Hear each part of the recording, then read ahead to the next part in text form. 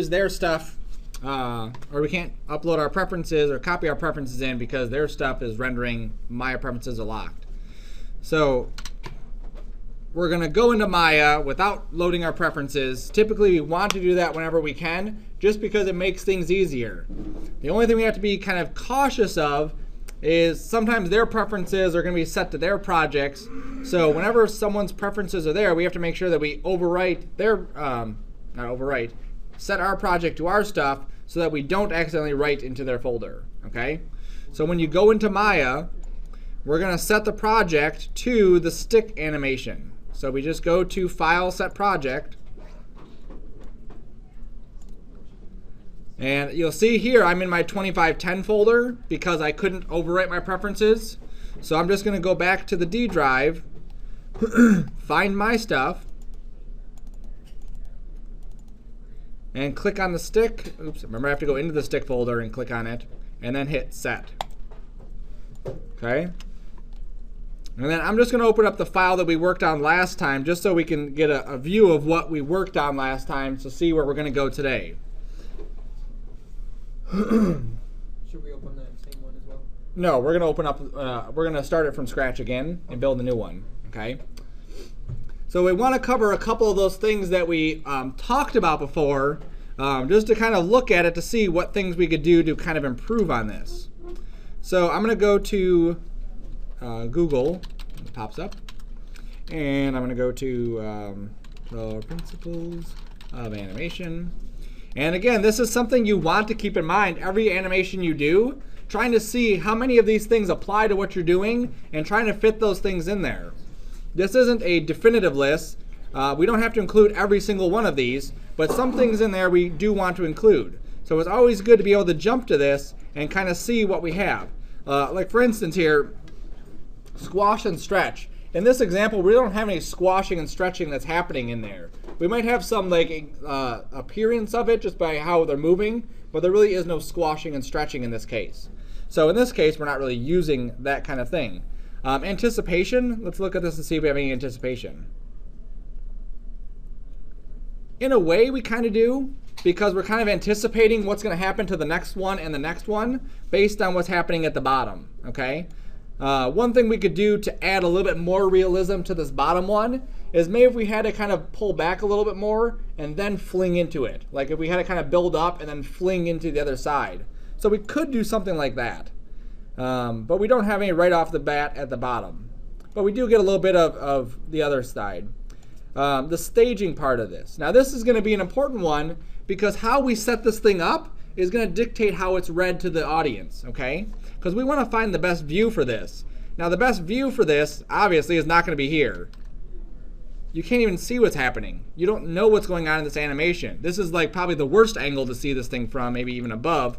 Might be even a worser angle. Yeah, you can't even see anything there either, okay? So we always want to find the best angle to view this stuff on, all right? So in this case, something like this is probably pretty appropriate. Now again, we wouldn't want to be zoomed up on one of these things because we're not really going to see all that stuff happening. We don't want to be that far back that we, see what's going on, but it's really, really hard to see it, okay? So we always want to look at that, what's the best angle that we could use to kind of fit this thing into its place. All right, so staging is something that we already kind of established. It's going to be something around this realm, okay? And realistically, I think because of the kind of animation, I think we want to pretty much keep it like a dead-on side view, okay? Like this. Not necessarily like that, because I think we might lose something going in this direction. All right, we just have to be careful with that. Straight ahead, action, or pose to pose. We did do a little bit of the pose to pose, okay? We basically said it's going to start here, start there, but we didn't really have anything in the middle. It's just kind of like that was the animation. So in this, we kind of have like a little bit of a pose to pose on this one. We didn't do the straight ahead. The straight ahead would have been if we would have gone through and said, what does each one of these pieces look like? And the next one, what is each one of these pieces supposed to look like? And going through that motion. All right, we kind of did the posing of each piece, got that right, and then moved along. Follow through and overlapping. We have a lot of that. There's a lot of follow through and a lot of overlapping. When the one piece goes here, we have really a whole bunch of overlapping that's happening on there. Slow ins and slow outs, we adjusted the graph editor. We fixed some of those things. Arcs, we definitely have that. Secondary action, not really in this case. Okay. In this case, because that's our primary thing, that's what we're getting. Timing, obviously that's an important thing. We've played with our keyframes just to make sure that everything's kind of working out, and we have the stuff spaced accordingly. We have it kind of lined up where we want that stuff to be lined up at. Okay, let's see. Exaggeration, we've kind of exaggerated some of those features. Solid drawing and appeal. Okay, so I'm going to spend a couple minutes talking about solid drawing and appeal because, again, those are kind of the important ones to help get the idea across of what this animation is. All right, now as I created this piece, I was pretty careful not to go like too thin on these pieces. If these bars are too thin, this is going to be very difficult to see. Okay, even if we blew this up to 1920 by 1080, it's still going to be very difficult to see. So I kind of fit something in the middle where, you know, we're at a good value here. Okay, but again, I have to make sure that everything's going to kind of read that way. So as I go through and I'm rendering this, seeing this here, you know, it's murky, it's dark, it's hard to see what's actually happening. So in order for me to get this thing to kind of read better, to have more of that solid drawing look to it, I have to make it kind of jump off the background. Okay, so I don't want to simply rely on just my animation to show the animation. I want to rely on also my coloring abilities to kind of help promote this animation and help it become more readable. So one thing I can do is I'm just going to add in this sphere back here, and I'm going to drop in a material. Now, in this class, because this is a continuation from the intro class, I don't really care how you light the stuff, how you texture the stuff, how you do any of the other stuff, as long as you're meeting these criteria of having solid drawing and appeal. Some people try to go crazy, and they're just like, okay, I'm just going to drop a rock texture on this, and a brick texture on this, and a grass texture on this, and it just becomes a murky mess of garbage, and you can't really tell what's going on. Okay? You're better off in any animation going with solid colors, smooth colors, and getting your idea across that way than trying to complicate it with a bunch of unnecessary textures. All right?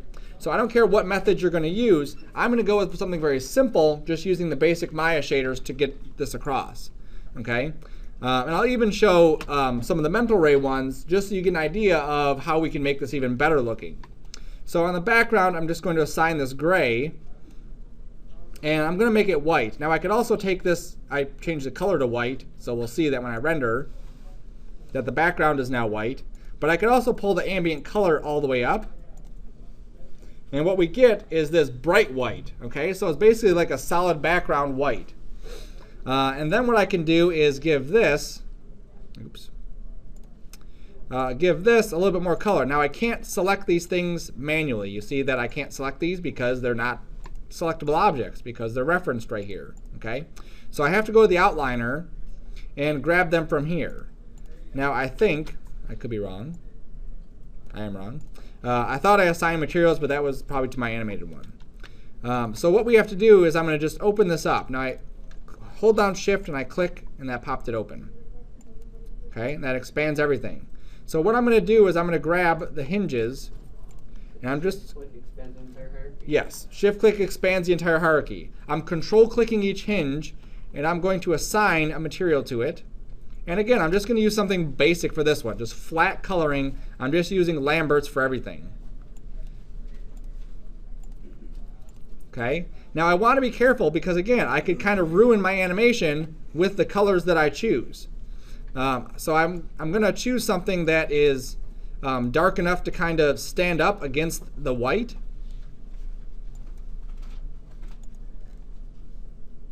Okay, so something like that is definitely darker, but I kind of lost some of these middle things here. So let me grab my sticks.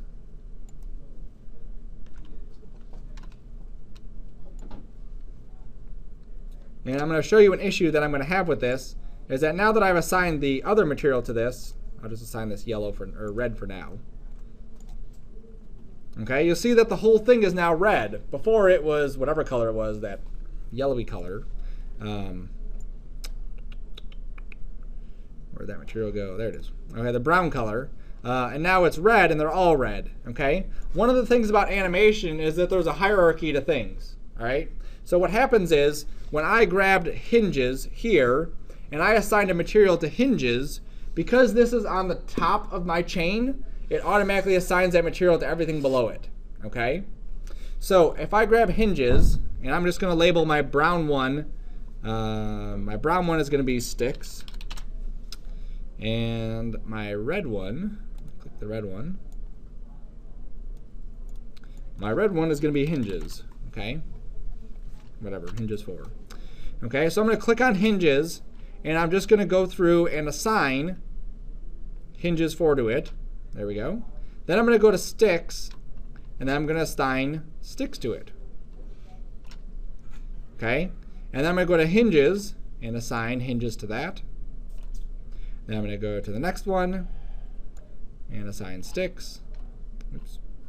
Then go to the next one. And you can see the process that I'm going through.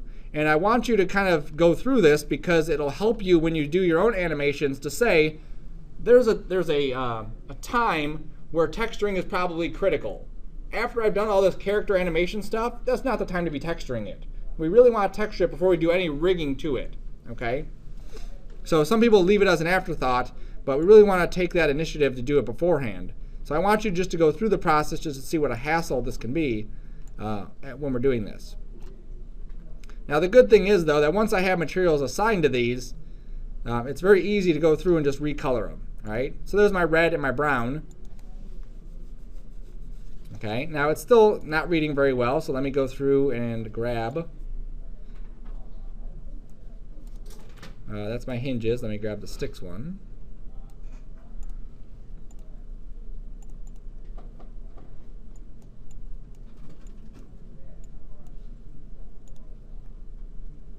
There we go. So now it's reading a little bit better. Just being a little bit brighter, it kind of pops it all a bit more. On my screen, it looks better than up here. This looks like basically black. I can see some brown. I'm going to push the brown a bit lighter, just so you can see it probably on the projector better.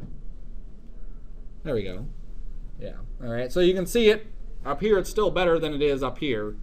Okay. And then maybe that red, I'll fix that red. And for hinges. I'm going to go back to this color here and just kind of pick something in the blue area. Sometimes even just picking like complementary colors will help too. If you're unsure what a complementary color is, this hue saturation wheel makes it incredibly easy. So here's my first color, which is at basically 24 in the hue. Okay, the hue is basically a big circle. So 24 degrees up is where we're getting this brown from. You can see the little brown thing here. So if I want the complement of that, I add 180 to it. So 180 plus 24 is 204. And that's the perfect complement to that color. Or you can subtract 180 also. And complementary colors help read things better as well. So here, this is looking pretty good. And also, do you have to do that math, or can you just like type it in? You can just type it in, or you have to do the math. Sorry, yeah. Okay. Some programs you could do the math right in there, but not in Maya. Some of them you could just type in 180 plus this, and it'll do it. Not Maya. All right. Also, our ground here. That's our sphere. Ground. There we go. I'm going to give this a material also, and I'm going to assign the hinges to it. I just want to see what it looks like. Doesn't look too bad. I think I might want a different color though. So this will be the ground, Lambert. And I'm going to start off with that color. Maybe I'll just go with a bit of a darker blue. Oops, that's way too dark. Let's try the opposite direction and try a brighter blue. Don't be afraid to ever play with it. And sometimes it helps too to kind of go like crazy one direction and then try to dial yourself back instead of being right here and just kind of nudging yourself. Sometimes it helps just to go crazy and then just try to find your way back to it, because it really gives you a better perspective as to what you're trying to fix. I'm still not liking that. I think I'm going to go with something like that.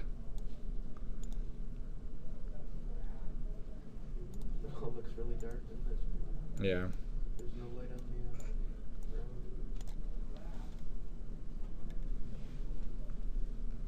Yeah, on here it looks better. I wish I could fix the projector, but I can't. Let's crank this up. I'll put it up to 2. Maybe it'll be better on there. Yeah, that's more of what I was seeing, okay? So that definitely makes it pop out a little bit more. It makes it a little bit more clear as to what we're looking at. I definitely want to be closer to this. I don't want to see any of that other stuff there. I'm going to make my ground bigger.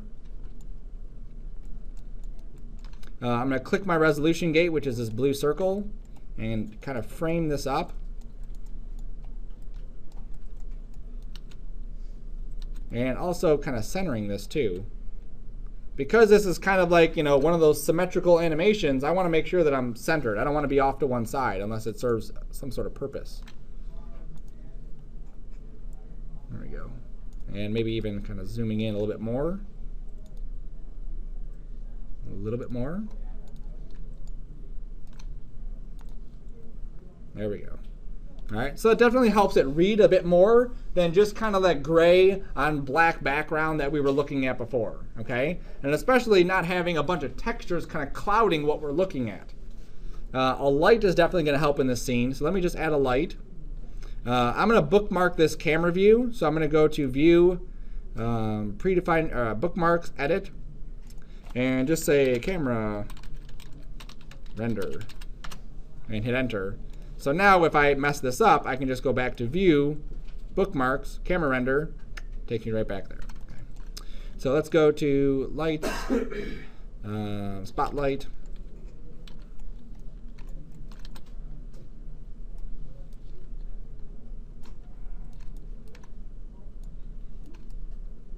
And again, I think I'm going to light this basically dead on, because I don't want to have any bit of the lighting kind of favoring one side over the other side, because it may cause some weird colorations. I'm going to make the cone angle a bit bigger. I'm going to take these up just to soften it. I'm going to go back to that bookmark. I'm going to render this through mental ray just so I can get a little bit more clear. There we go. And then let me just adjust some of these light settings down here, like, oops.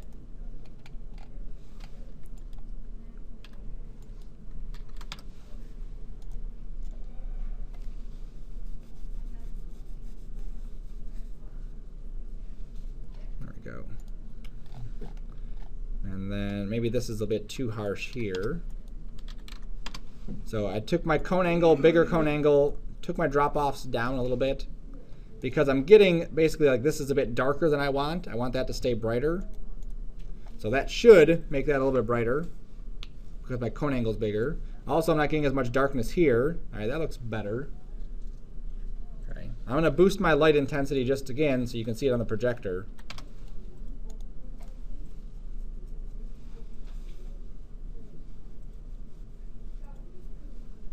Now, so you're looking at it still a little bit too bright in these areas, but you get the idea, okay? So I'm compensating for the projector. Up here it's looking different. Keep that in mind as I'm going. The goal of this is to create clean colors here, clean visual lines that we can see the animation clear, okay? A good camera angle so that we can look at that animation and see what's happening to it. It's not until you get into like character animation or where you get into actually like telling more of a story with your camera that you get into some more crazy camera angles. If you read like in 8th grade, 7th grade, something like that, I had a video class and it was like, here are the accepted camera angles. And it was like close up, extreme close up. And then it had different areas that you could crop a person in.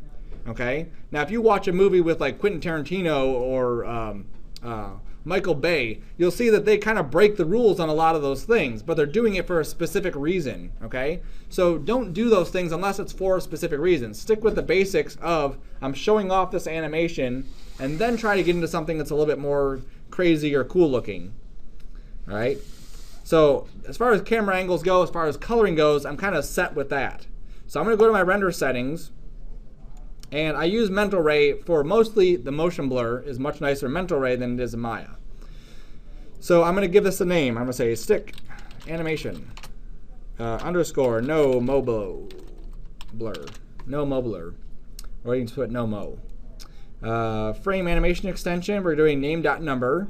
That way we know that we're rendering out the name.number.extension.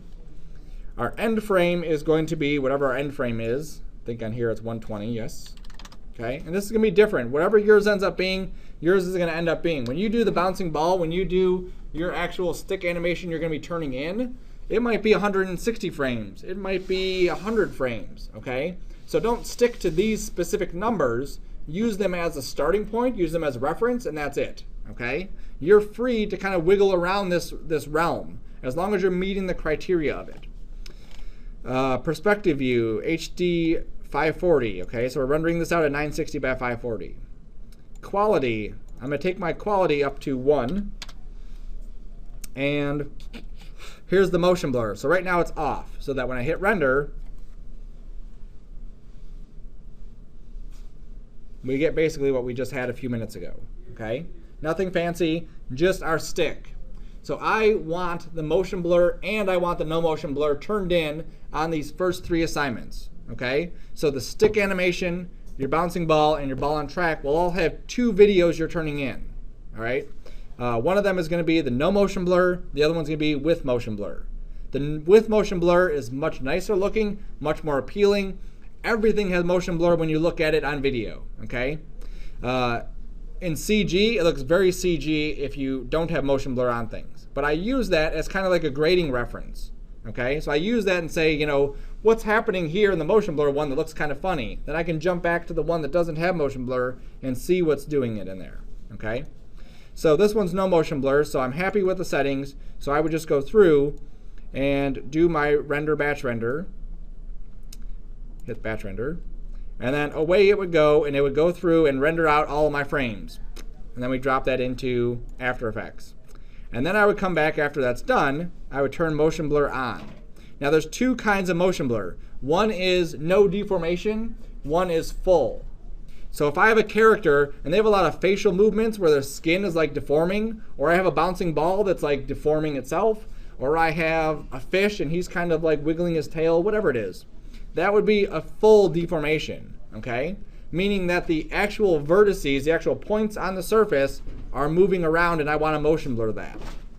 The no deformation is simply where we're using translates, rotates, and scales in order to get that motion there, okay? Actually, sorry, translates and rotates. So in this case, we're not doing anything fancy. All we're doing is doing rotations. So I can use no deformation in here. Then the next one is motion steps. And if you ever get lost on, you know, what do these things do, because I don't know, hover your mouse over it for a minute and it'll tell you what it will do. So in this case, this is how many steps between each frame that's going to do. Let's say, let me jump over. Okay. Now again, this is not something that you play with lightly inside Maya to just say, well, put it up to 100 and that should be good. 10 is a good number to start with. And then from there, you can kind of look at it and see. If you're getting a lot of grain inside of your stuff, or you're getting a lot of like funky shapes, then you want to change it. Sometimes people will get where the ball's, whatever, we're doing the ball animation, it's rolling perfectly, all of a sudden it just freaks out, and then the next frame's fine, okay? It's because of the motion steps is not high enough. So 10 is a good place to start. And then there's some motion blur optimization. You don't have to worry about that too much right now. So we'll close that. And then I would go back to, not close it, go back to my naming and say this one is the one with motion blur. And then I would render this one out. And now you wouldn't want to cancel it, but I'm just going to cancel it just so you can see. Okay, now this one's going to give us motion blur, so we should have a bit of fuzziness happening on that stick. So it's not simply just the stick animating. Okay, and you can see right here where I definitely have some of that fuzziness right there. That's what that motion blur is. And it should trickle down. It should be more motion blur here than there, because this stick is moving a lot more. Okay? Now if you get into some high-end compositing packages, they could actually do the motion blur inside of that compositing package. So like in Nuke, you could render what's called a motion vector pass, bring that into Nuke, and then inside Nuke, you could do your motion blur there, okay? It's a bit of a setup, so in this case we're just kind of throwing it on and doing this. But we just dropping it in, that's all we're doing. Typically, would you want to do that in Nuke or just? You would typically want to, okay? But it also depends on what else you have going on in your scene that you might want to do. Some things inside Nuke, like fur, doesn't output the motion vectors for it. So in that case, you have to do that inside of Maya.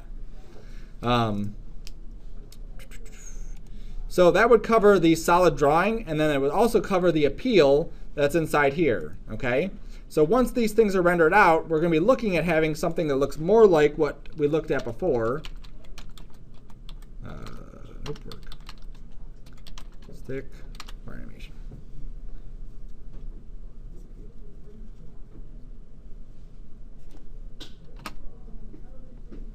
Okay, so you're looking at having basically like two animations. You're not going to put them side by side. You're going to have one animation in one file, one animation in another file.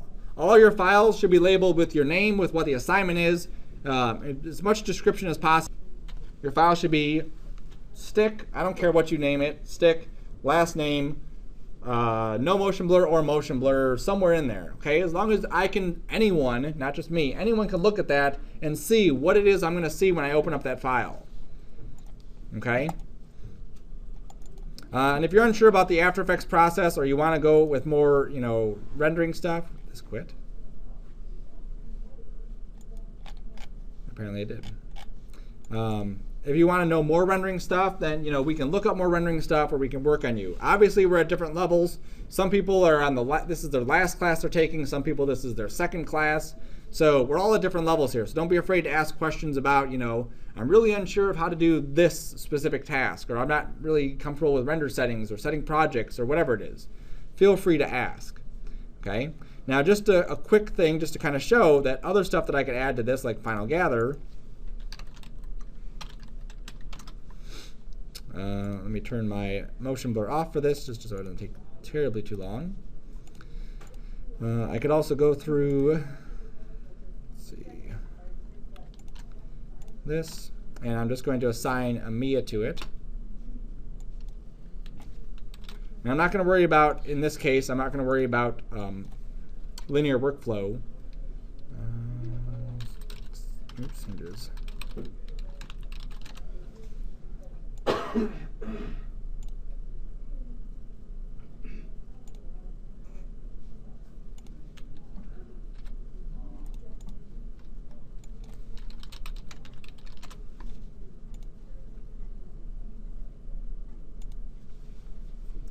Okay, so now this one, I'm just going to go and, if you ever use this, the recent commands is like the last couple things you did.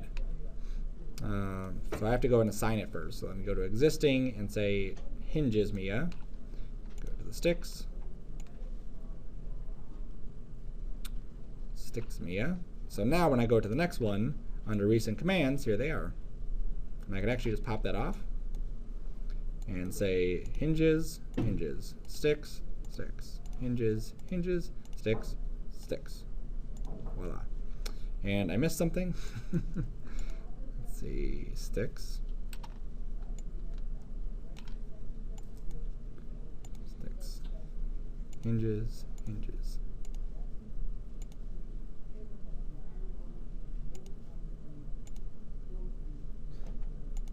It's odd.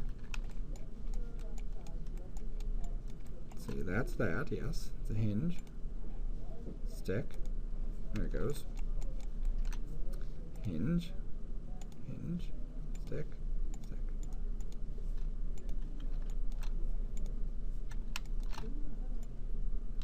It does not like that.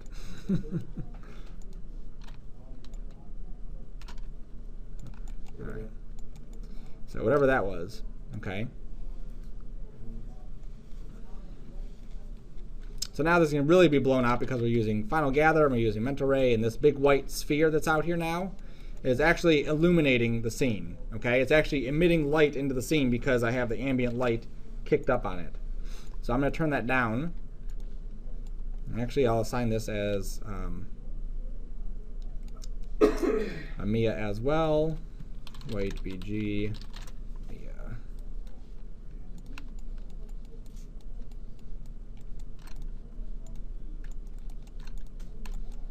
take my spotlight away. I'm going to create, I like to use area lights for mental ray stuff.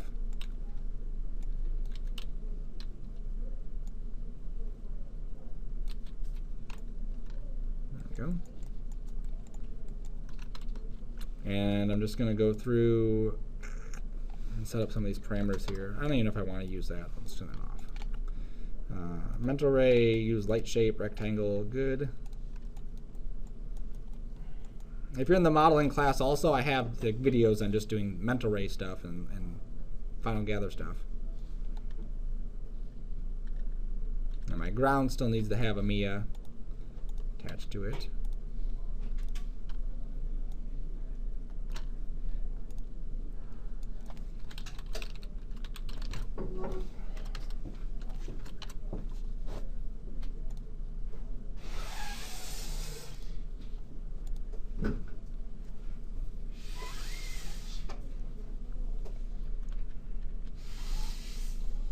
Okay, a bit blown out there. Let's take this down. Let's take my reflectivity down. I can play with the glossiness.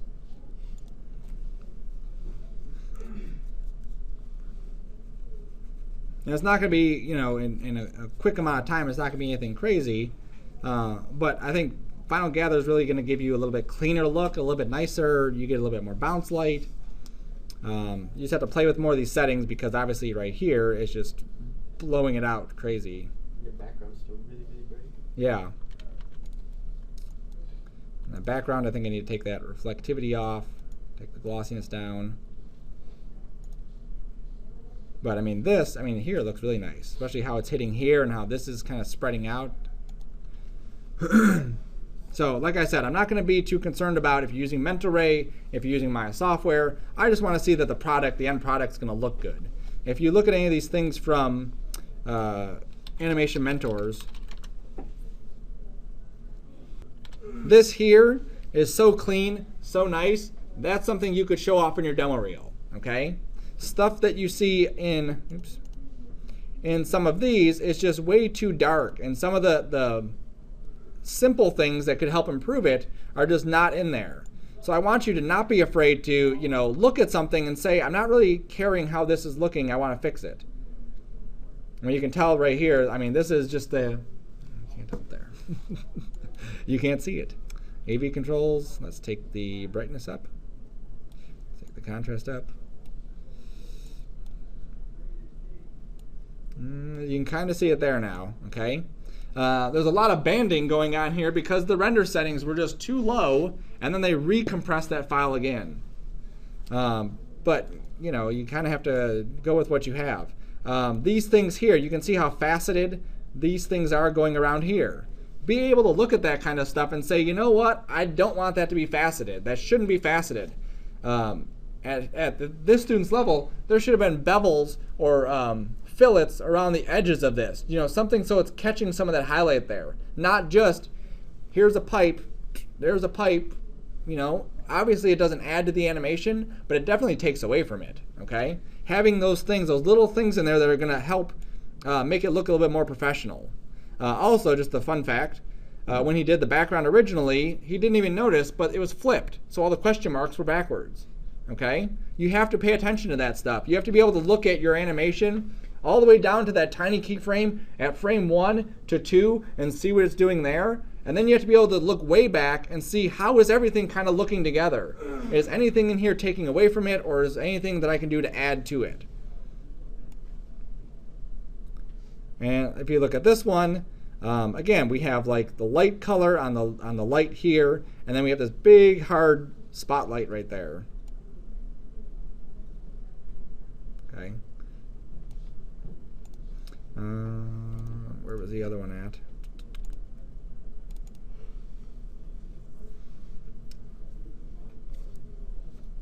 This is where texturing kind of helps it, if I can get to it. Okay, this is where texturing really helps the animation. If you look at the coloration of the crackers and the ball and the scenery there, it really kind of stands out. That ball just kind of pops, and it, to me, it makes me kind of excited just to watch this thing just because it looks fun, okay? And at the end of the day, that's what you want to do, is create something that people want to look at. Not just say, yep, it's a ball, and then be done with it. You want them to go back and say, hey, I want to rewatch that again and again and again. And sometimes we lose sight of that. Sometimes we lose sight of it because we're just kind of focused on what's the assignment, I need to get it done, the end of the story. Oops, that was the end of it.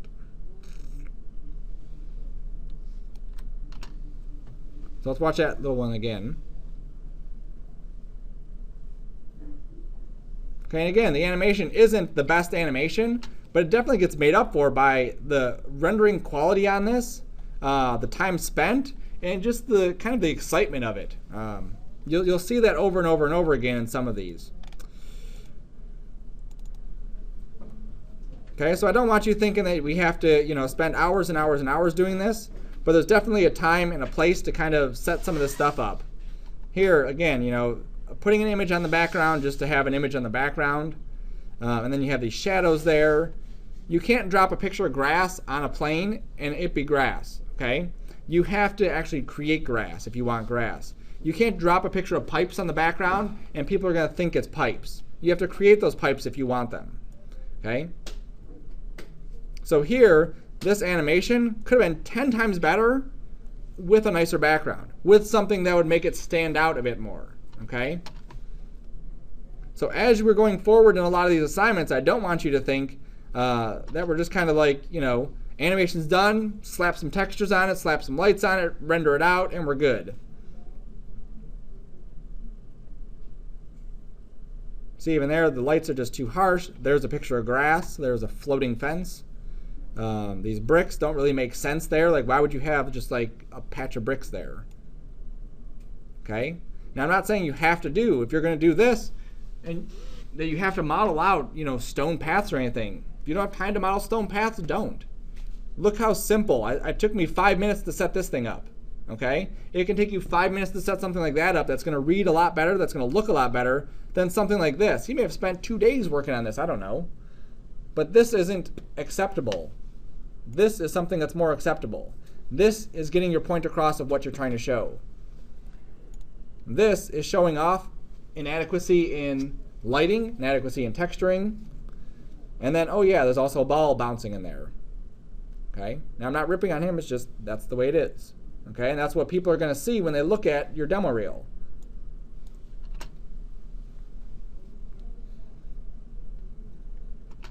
I think his second one was better. Yeah, this one's texture was better, but the animation was not. I like the coloring on this. He found a cool image, but again, it just doesn't read as well as it could. Okay? So going forward with this assignment, what you're going to do is you're going to take this and you're going to redo the stick assignment. Okay? Now I'm going to add one extra thing to this. Maybe I'll add one more thing. Is that I want this thing here. Yes, I'm going to add that. I want that stick on the bottom to be your driving force in it. Okay? So the first thing you're going to do is you're going to animate this thing on the bottom just sliding across the stage, sliding back, and then coming to rest at the center of it. Okay? So it's going to look something like this. Oops. Let me go here.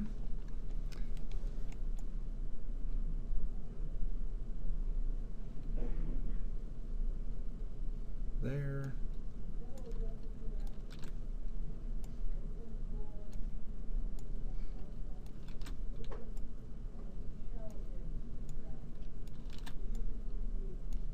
And you can see how I'm doing this, where I'm just kind of like faking it after the fact. You can do it before or you can do it after, it doesn't matter.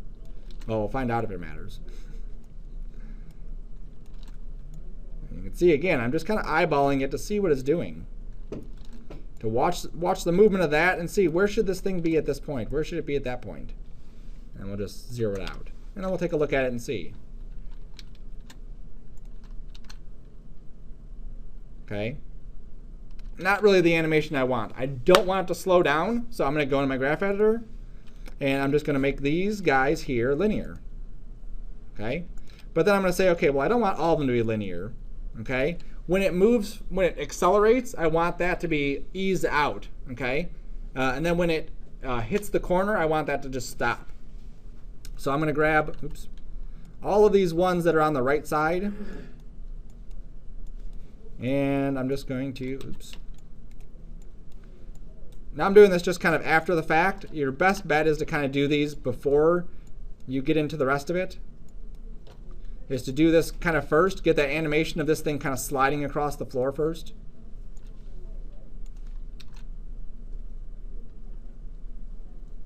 All right, so it's kind of like that, but obviously you just make it better.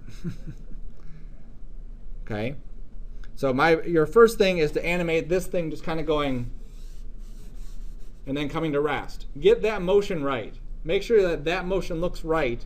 Then move on to what is this guy going to be doing at that stage. He's going to be doing essentially what this is doing, okay, which is kind of bending over like that. The momentum of that bottom thing sliding is going to drive the rest of these pieces to fall towards the right. And then as it hits that side, those pieces are going to start to fly up, and then it's going to go back the other way. So one of the things that's kind of making this look fake is this fact that it's already sliding back over at this point. It shouldn't. These things should be coming up, and then it should be sliding over. So maybe these things need a bit more hold. So let me copy this keyframe like that, and I'll paste it in. And just see how that looks. So that looks a little bit better, but I'm getting kind of like a wobble there. Oops, right here. See how I have this like little dip in here? So I just flatten these points out here. There we go. Okay, but then I want to obviously speed this thing up or space these things further apart so that they don't become so quick. Okay, so start at the bottom. Get this little stick thing. It's going to be perfectly straight. You're going to start with this original file. So let me just save my scene. You're going to start with this stick rig file. That was the one we started with. And you're just going to move the stick across the screen, back, across, back. And then it's just going to kind of come to rest at the center of this. Once you get the timing right, then you're going to go back and animate the rotations of that first part. Then you're going to animate the rotations of that second part. Then you'll animate the rotation of the third and the fourth and so on. Okay? You can use, I'll throw the lecture on the server that I'm doing now, and I'll also throw the lecture on the server from last class. So you can use both of those as reference for how you're creating this, okay? But I want you to have an understanding of it before you go into even trying to set a single keyframe, is to understand what am I going to do.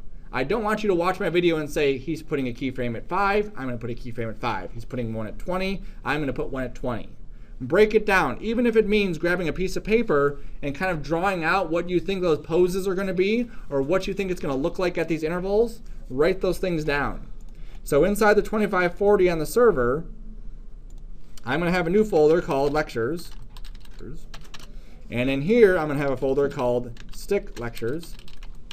And I'll put today's lecture once I save it, because it's not saved yet. And then I'll put last week's lecture in here as well. You can copy those to your computer and start to work off of them. Okay? So you're starting from scratch. You're building this. Your end product is going to be 2 movies. The length is not going to matter as long as it's long enough to get the point across. It's not going to be left, right, and then back to the middle. Okay? It's going to be left, right, and it's kind of this wobbling pattern until it gets back to the center. It should take probably the rest of this class to do the animation. We've already done the animation once, so it should be easier this time. If anything, it might take this class and maybe a little bit next class to do the animation. And then next class, it should be the rest of that to kind of finish it up and render it. So by the end of this week, your goal is to have this thing either fully rendered out or rendering out, okay? And it's not an unlikely thing. It's just a matter of getting in there, understanding what you need to do, understanding how to do it, and then obviously doing those steps. Okay? Any questions? No. Okay.